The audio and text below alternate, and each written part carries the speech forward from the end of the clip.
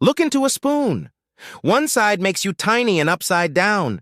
Flip it, and you're big and the right way up. Same spoon. So why two completely different images? That's the magic of curved mirrors. And by the end of this video, you'll be able to predict exactly what any mirror does. We'll start from the very basics. No prior knowledge needed, and build up step by step. Let's begin with the simplest idea: reflection. Reflection just means light bouncing off a surface.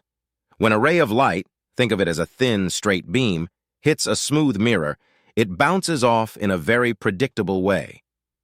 Draw a line straight out of the mirror at the point it hits. That line is called the normal. The incoming ray is the incident ray, the bounced ray is the reflected ray. Now, the two laws of reflection. Law 1, the angle the incident ray makes with the normal equals the angle the reflected ray makes with the normal. Angle of incidence equals angle of reflection. Law 2, the incident ray, the normal, and the reflected ray all lie in the same flat plane. Those two rules govern every mirror you'll ever meet. Start with a flat or plane mirror, your bathroom mirror. The image it makes has 4 features worth remembering. It's virtual, meaning you can't catch it on a screen. It only appears to be there. It's erect, the right way up. It's the same size as you, and it sits as far behind the mirror as you are in front. One more quirk, it's laterally inverted. Your left hand looks like the image is right. Hold those ideas. Curved mirrors will bend them. Now curve the mirror. If the reflecting surface caves inward like the inside of a spoon, it's a concave mirror. If it bulges outward like the back of the spoon, it's a convex mirror. That single difference, caving in versus bulging out, is what made the spoon show 2 different images. Concave mirrors can gather light to a point. Convex mirrors always spread it out. Keep that picture in mind. A few names we'll need. Take them slowly. The center of the mirror's surface is the pole, labeled P.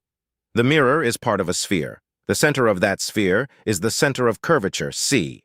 And the distance from the mirror to C is the radius of curvature, R. The straight line through P and C is the principal axis. Now the key point, rays coming in parallel to that axis, after reflecting, all meet at one special point called the principal focus, F. The distance from the pole to F is the focal length, F. And here's the handy fact. The focus sits exactly halfway to the center of curvature, so F equals R over 2. Where the image forms depends on where you put the object in front of a concave mirror. Far away beyond C, the image is real, inverted, and shrunk. At C, it's real, inverted, and the same size. Between C and F, it's real, inverted, and enlarged. But once the object comes closer than the focus F, everything flips. The image becomes virtual, erect, and enlarged, the magnified view you use in a shaving or makeup mirror. A convex mirror is simpler. No matter where the object is, the image is always virtual, erect, and diminished, smaller. Why do we care? Concave mirrors focus light, so they're used in torches, car headlights, and shaving mirrors, and by dentists to see an enlarged tooth.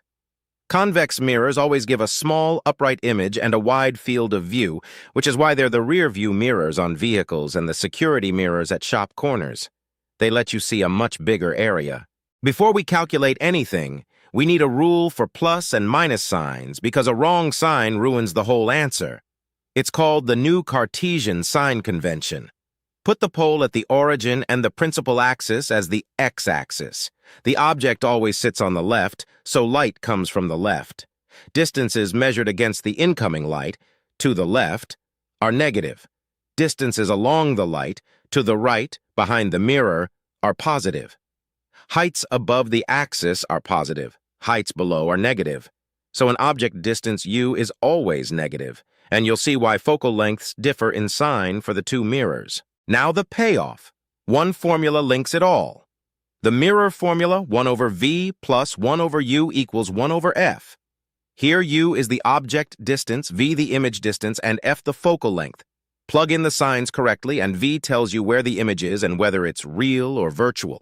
Alongside it, magnification, how big the image is, equals image height over object height, which also equals minus v over u. The sign is a bonus clue. A negative magnification means a real inverted image. A positive one means a virtual erect image. Let's do a real one. A convex rearview mirror with radius of curvature 3 meters and a bus 5 meters away. First, F equals R over 2. And for a convex mirror, the focus is behind, so F is plus 1.5. The object is on the left, so U is minus 5. Put it in. 1 over V equals 1 over F minus 1 over U. That's 1 over 1.5 plus 1 over 5, which works out to V equals plus 1.15 meters positive. So the image is behind the mirror, virtual.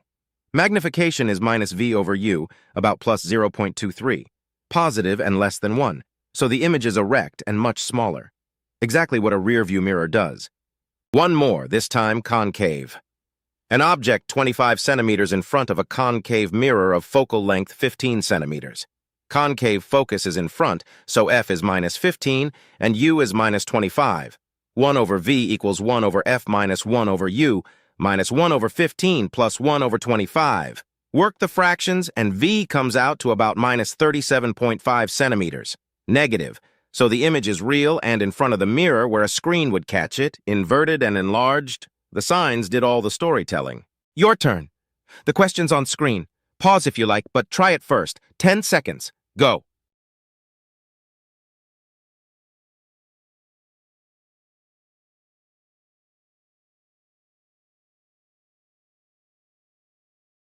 Use the mirror formula. 1 over V equals 1 over F minus 1 over U. That's minus 1 over 10 plus 1 over 15.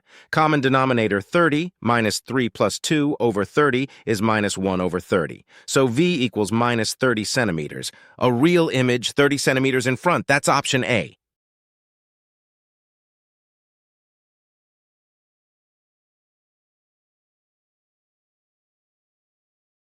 And that's reflection and mirrors, the laws, the focus, the sign convention, and the one formula that ties them together. In the next video, we let light pass through glass instead of bouncing off it. Refraction and lenses. Free notes with practice questions are in the description. Subscribe so you catch part 2. This is Clarix. Keep going.